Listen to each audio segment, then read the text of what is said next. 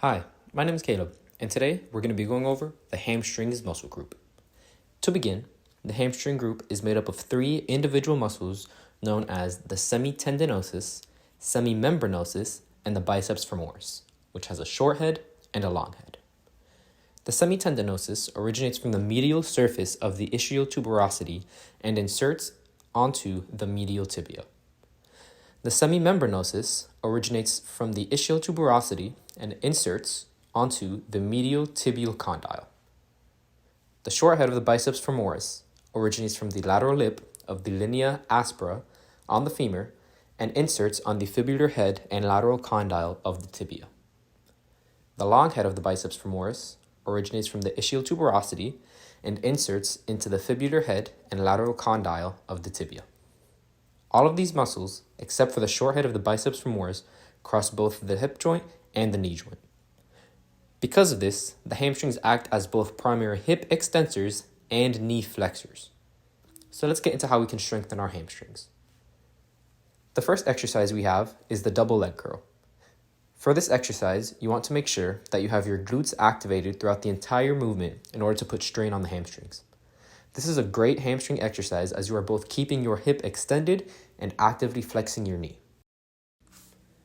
The next exercise we have is the Nordic hamstring curls.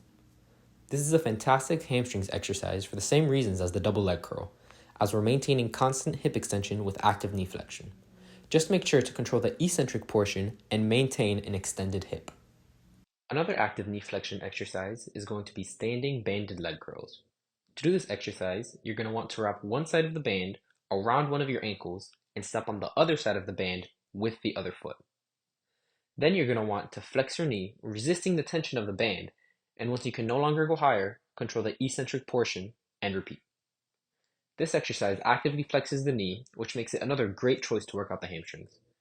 I mentioned before that the hamstrings are responsible for both hip extension and knee flexion. So another way to work out the hamstrings is through active hip extension. The first of these exercises is the Romanian deadlifts, also known as RDLs. For this exercise, you want to make sure you have a straight back and you are not bending too much at the knees, as this will take tension off of the hamstrings. RDLs are a great exercise when done properly as they target the hip extension function of the hamstrings.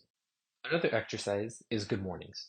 This exercise is similar to the Romanian deadlift, and the main difference is that the weight is being carried in RDLs, and in a good morning, the weight is held at shoulder level or behind your back. So everything that I mentioned for RDLs stands for this exercise. The only thing I would add is to make sure that the weight is not too far up or down on your back, which would cause discomfort.